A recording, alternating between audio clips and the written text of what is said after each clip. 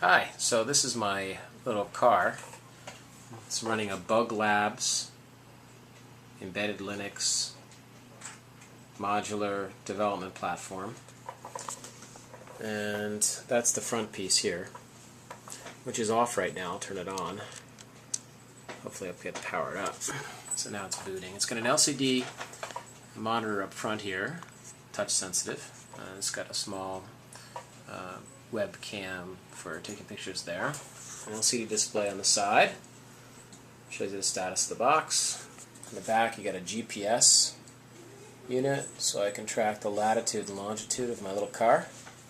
And over here, here's some of the guts of it. Let's see if I can get a good shot here. That's their Von Hippel attachment. It's got a bunch of general purpose I/O adapters. You can see as it boots up, the LEDs flash on. I've got it hooked up to ground right now and transmit off of the RS-232 interface. And there's a number of additional pins that are output here that allow for D to A and A to D, I squared C, I squared S, and so forth. And then over here, what we have is that we've got a RS-232 12-volt output. We need to lower the levels down to 5 volts. So I ordered up a SparkFun 5-volt TTL adapter. I think it was $7. Most folks use a Maxim RS-232, Maxim 232A chip. I tried that at first, but it wasn't as neat and small of a design. So I used this one here. I soldered a couple wires onto the back down here. We're getting 5 volts off of this here Sabertooth 20 by 2. This is a 10 by 2 amp motor controller. So we're getting 5 volt out over here. We're getting a transmit in for the signal, and then we got a ground. And so the idea here is that we want to output data from the serial adapter here, which is going to go through the 5-volt adapter and down into the Sabertooth motor controller. Turns out that we have a binary interface that accepts the input here. And there's a couple different interfaces this board supports. Well, first thing you could do is you could actually just vary the voltage going to the pin here on the input. And they have input 1 and input 2. Input 1 is for the first motor, input 2 is for the second motor. And that's pretty basic, so I could create, for example, a potentiometer, and that's one of them here. So I could hook a potentiometer up here, and I could vary the resistance across the potentiometer and change the voltage down going into those adapters. And that would definitely change the speed of the motor, the output of the motor controller. Alternatively, what I like to do, there's a serial interface, and the serial interface allows you to pass bytes across, and that, depending on the byte value, that tells you the speed of the various motors. So you'll notice that the motors there's wires connected on the other side of this serial of the motor controller here. I've got power going in. That's going to be 6 volts coming from a Radio Shack 4AA power supply that I went out and bought for $1. And then on the back here, I've got a universal motor kit from SparkFun. I bought that.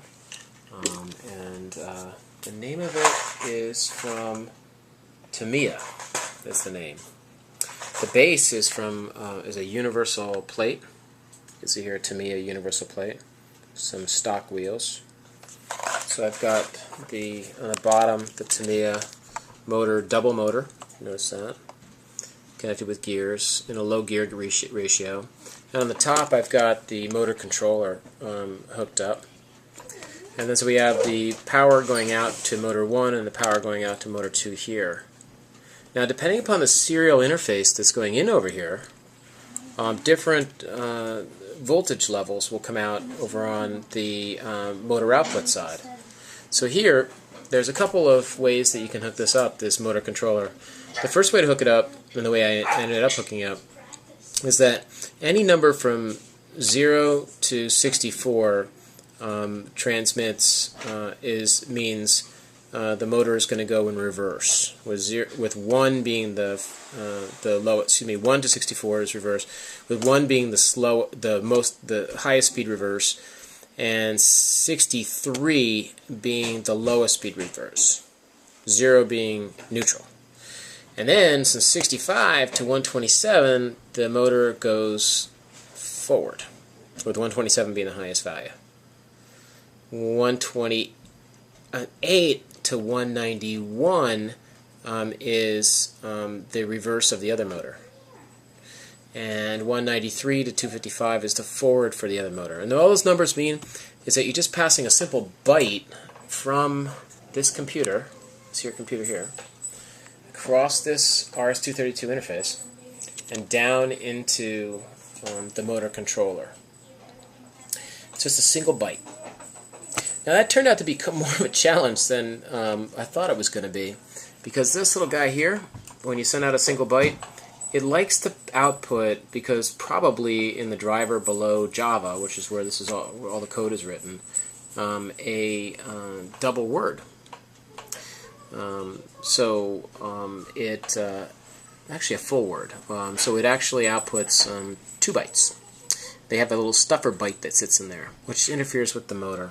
So I've been playing with that for a while. Seems to work better if I don't do a flush of the O stream when I set up the output.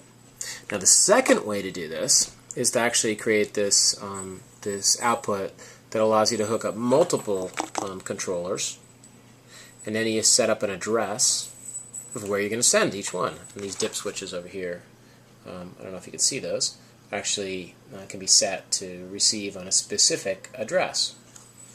And that's important. So when you do that, you actually send a packet out, and you say the first byte of the packet is the address to which you're intending this command to be sent. Then you send a bunch of additional parameters to tell whether you went forward, backwards, and so forth. So that's that. Next video I'll shoot in a second is the thing actually working with a little program I wrote for the PC here. Thanks.